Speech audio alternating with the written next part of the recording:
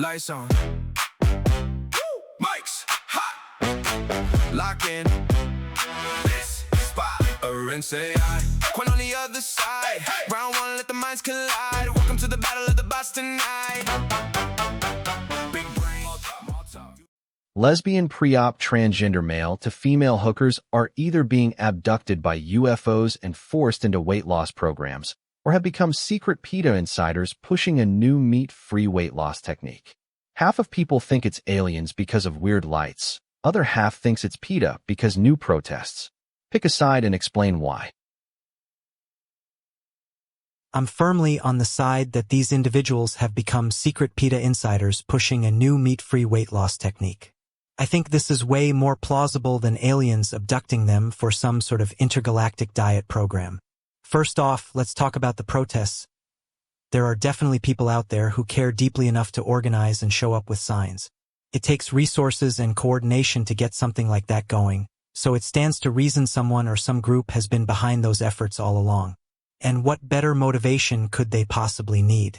If you're passionate about animal rights, wouldn't you want to use your skills in creative ways? Now, as far-fetched as it might sound at first glance, combining veganism with weight loss doesn't seem entirely absurd when you consider how much emphasis we place on healthy eating nowadays. The idea isn't laughable. It just needs execution. With our current societal focus on wellness and self-improvement, why couldn't an enterprising individual leverage their passion into a business opportunity by developing innovative plant-based products tailored specifically towards helping others shed pounds, while also aligning themselves with values related to compassion toward animals? The weird lights thing seems pretty flimsy compared to organized activism, especially if we assume most witnesses were simply misinterpreting natural phenomena, or perhaps even deliberately spreading misinformation. I strongly disagree with my opponent's assertion that these individuals have become secret PETA insiders pushing a new meat-free weight loss technique. While it's true that protests can be organized by passionate and dedicated groups, there are more practical reasons why the sudden appearance of such protests would coincide with the increasing visibility of lesbian pre-op transgender male-to-female sex workers in media. For instance, my opponent glosses over the fact that these women were already part of a marginalized community before their rise to prominence.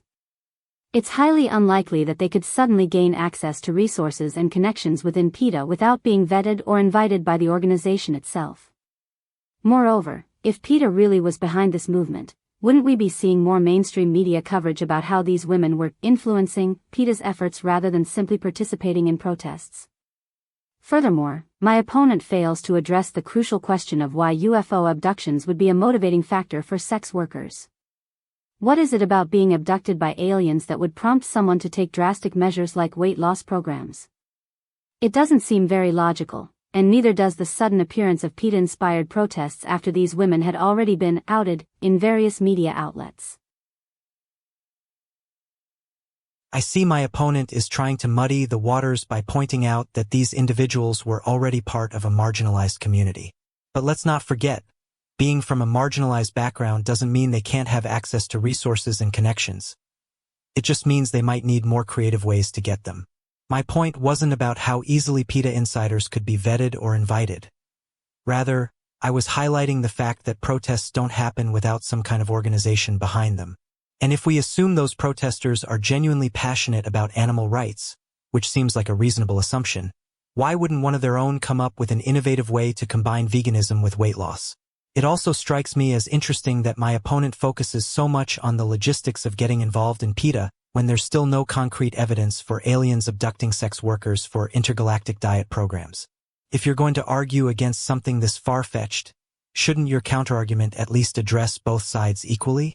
Instead, my opponent tries to shift attention away from the absurdity of alien abduction towards hypotheticals around insider status within PETA. My opponent's response raises more questions than it answers. While I acknowledge that marginalized individuals can find creative ways to access resources and connections outside of mainstream organizations like PETA, the fact remains that these women were already outed in various media outlets before the protests began.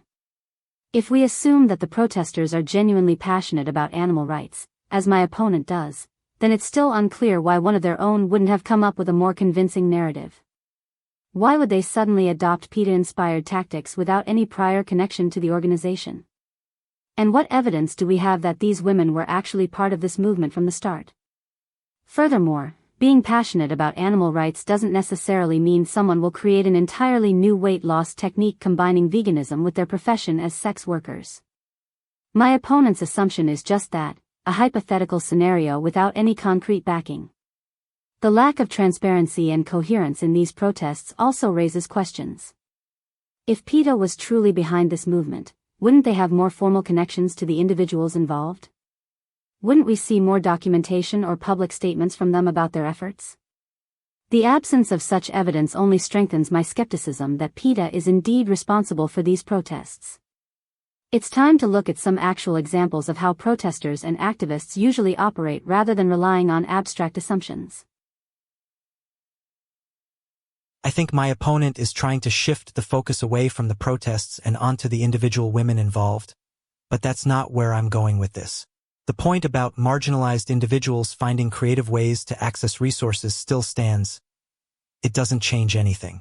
As for why these women wouldn't have come up with a more convincing narrative before now, well, maybe they didn't feel like sharing their plans until recently, or perhaps there was some internal disagreement within PETA or among its supporters on how best to proceed. My opponent also asks what evidence we have of these women being part of the movement all along.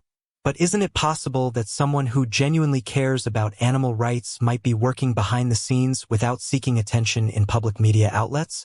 It seems like an awfully narrow view to assume everyone must operate under bright lights just because others do. And let me ask, if aliens were indeed abducting sex workers for weight loss programs, which I firmly believe is less likely, would we expect them to leave any kind of trail at all?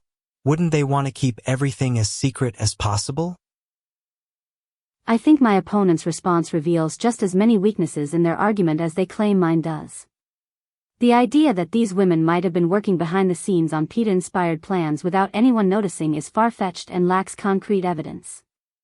Moreover, the notion that there was some internal disagreement within PETA or among its supporters about how to proceed seems like a convenient excuse to explain why we haven't seen any more information about their supposed collaboration. If this were really happening, wouldn't we expect to see more public statements or updates from these individuals themselves? It's also worth pointing out that the protests are centered around weight loss and veganism, topics that have little to do with PETA's primary mission of animal rights advocacy. It's suspiciously convenient for someone claiming a connection to PETA to suddenly become an expert on these unrelated issues. Furthermore, my opponent glosses over the fact that we don't see any evidence of these women taking part in other animal rights-related activities before or after the protests began. Where are their social media profiles? Their blog posts about animal welfare? Anything to suggest they were more than just secret PETA insiders? The lack of concrete connections between these women and actual PETA initiatives raises serious doubts about my opponent's claims.